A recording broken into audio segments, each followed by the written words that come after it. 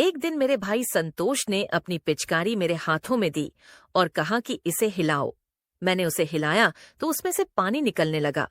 मैं चौंक गई। आखिर ये क्या चीज है जो हिलाने पर पानी निकल रहा है? फिर क्या था, मैं हिलाने लगी और पानी निकलता गया। यह खेल काफी समय तक चला। दोस्तों, मेरा नाम तनु है और मैं 20 साल की जवान लड़की हूँ। मैं और मेरा भाई एक दूसरे के बहुत करीब थे।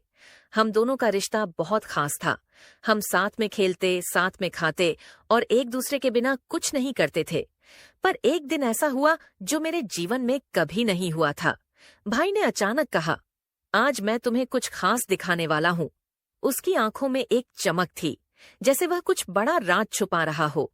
मुझे शक हुआ कि वह फिर कोई शरारत करने वाला है। मैंने हंसकर बोली, अब क्या नया मजाक करने की सोच रहे हो? वह मुझे अपने कमरे में लेकर आया और बिना कुछ कहे मेरी आंखों पर पट्टी बांध दी। मेरे दिल में हल्की बेचैनी होने लगी, लेकिन मैंने सोचा कि यह बस एक खेल है। भाई ने मेरे हाथ में एक लंबी ठंडी चीज पकड़ा दी। मैंने उसे महसूस किया, पर समझ में नहीं आया कि यह क्या हो सकता है। अब इसे धीरे धीरे हिलाओ, उसने कहा। मैं थोड़ी डर गई, पर मैंने उसकी बात मानी। जैसे ही मैंने वह चीज हिलाई, मुझे अजीब सा लगा। मेरे हाथ पर हल्का सा गीलापन महसूस हुआ। मैं चौंक गई और पूछने लगी, ये क्या हो सकता है? भाई ने फिर से हंसते हुए कहा, तुम सही कर रही हो, इसे थोड़ी और जोर से हिलाओ। मैं उलझन में थी, लेकिन उसकी हंसी ने मुझे और उत्सुक बना दिया। मैंने और जोर से हिलाया और तभी मेरे हाथ पर कुछ और गीला महसूस हुआ। अब मेरा मन डर और उत्सुकता से भर गया था। मैंने सोचा, भाई क्या करने की कोशिश कर रहा है? वह लगातार मुझे हंसते हुए देख रहा था, जैसे उसे बहुत मजा आ रहा हो। मैं फिर से सोचने लगी कि यह क्या चीज हो सकती है। और थोड़ा हिलाओ, भाई ने कहा, अभी असली मजा आना बाकी है। मेरे मन में सवाल उठने लगे, क्या वह मुझसे कोई बड़ा मजाक कर रहा है? मेरे हाथ पर पानी की धार और तेज हो गई। मैंने कहा, भाई अब बता दो ये क्या है? पर उसने सिर्फ मुस्कुरा कर कहा, बस थोड़ी और सब्र रखो, सब समझ आ जाएगा। मैं अब काफी घबरा गई थी, लेकिन भाई की बात सुनकर मैं रुकी नहीं। मैं फिर से हिम्मत जुटाई और उस चीज को फिर से हिलाया। इस बार पानी की धार मेरे कपड़ों पर गिर गई। भाई, ये तो अब बर्दाश्त के बाहर हो रहा है, मैंने कहा।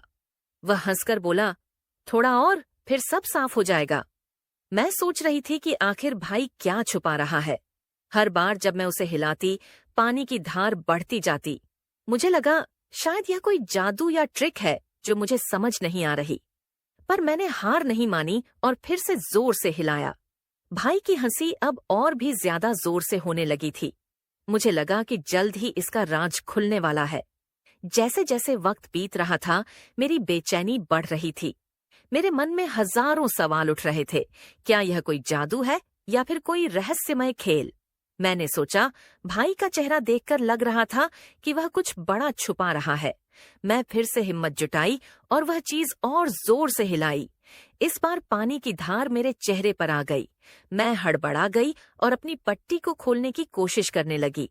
पर भाई ने कहा, अभी नहीं, थोड़ा और, फिर तुम खुद ही समझ जाओगी। मैं हैरान थी कि वह ऐसा क्यों कह रहा है। उसने मुझसे फिर कहा, यह सब तुम्हारे लिए ही है, थोड़ा और सब्र रखो।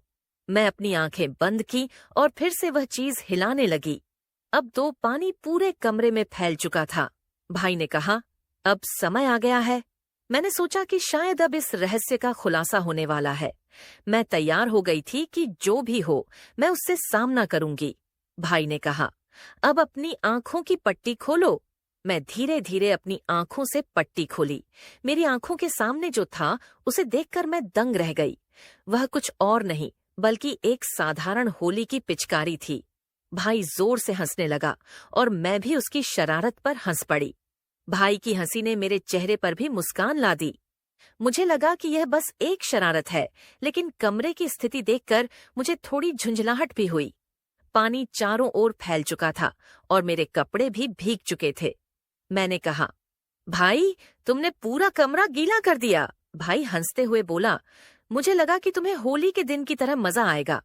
मैं अब समझ गई थी कि भाई ने मुझे होली की एक पिचकारी के साथ चौंकाने की कोशिश की। मैंने उसे धन्यवाद कहा और उसके साथ इस खेल का आनंद लिया। वह दिन हमारी यादों में एक मजेदार अनुभव बन गया। भाई ने साफ सफाई में मेरी मदद की और हम दोनों ने मिलकर कमरों को फिर से व्यवस्थित किया। हम दोनों ने इस मजेदार दिन की कहानी को परिवार वालों को सुनाई और सबने हंसते हुए उसकी तारीफ की। इस बार मैंने महसूस किया कि भाई की यह शरारत एक नई पहल थी। हमें एक दूसरे के साथ ज्यादा समय बिताने की जरूरत थी और ऐसे छोटे छोटे मजेदार पल हमारे रिश्ते को और भी ज्यादा मजबूत बनाते हैं। मैं अपने भाई से कहा, तुम्हारी यह शरारत मुझे याद रहेगी। भाई ने हंसते हुए कहा, तुम्हें कोई भी शरारत नहीं, बस मजा ही आएगा। हम दोनों ने फिर से खेलना शुरू किया और पूरे दिन मस्ती की। भाई की शरारत ने मेरे दिल को छू लिया और हमें एक दूसरे के करीब ला दिया। उसके बाद से हमने नए परिवार के साथ मिलकर और भी मजेदार गतिविधियों की योजना बनाई और सभी को शामिल किया। यह दिन हमारे परिवार के लिए भी एक यादगार दिन बन गया। भाई के साथ बिताए गए यह पल हमेशा मेरे दिल में बसे रहेंगे। समय के साथ हमने यह सीखा कि एक दूसरे के साथ हंसी और मजाक हमारे रिश्ते को और भी मजबूत बनाता है।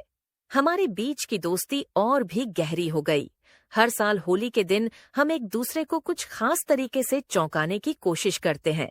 यह एक परंपरा बन गई जिसे हम बड़े मजे के साथ निभाते हैं।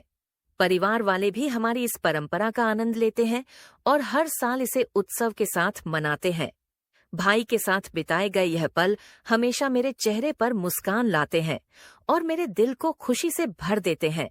हमारी यह परंपरा पूरे परिवार में फैल गई। हर कोई इस दिन को बड़ी खुशी के साथ मनाता है और एक दूसरे को चौंकाने के नए तरीके खोजता है। यह एक अवसर बन गया है जब हम सभी एक साथ मिलकर हंसते हैं और मजे करते हैं। भाई की इस शरारत ने हमें यह सिखाया कि जीवन में खुश रहना कितना महत्वपूर्ण है। ऐसे पल हमारे रिश्तों को और भी मजबूत बनाते हैं और हमें जीवन की चुनौतियां निपटाने की शक्ति प्रदान करते हैं। भाई की इस शरारत ने हमें यह भी सिखाया कि कभी कभी छोटी छोटी बातें भी जीवन को खुशनुमा बना सकती हैं। हमें हर दिन की छोटी छोटी खुशियों का आनंद लेना चाहिए। जीवन में कई बार हम परेशानियों और चुनौतियों का सामना करते हैं, लेकिन खुश रहना और हंसना भी उतना ही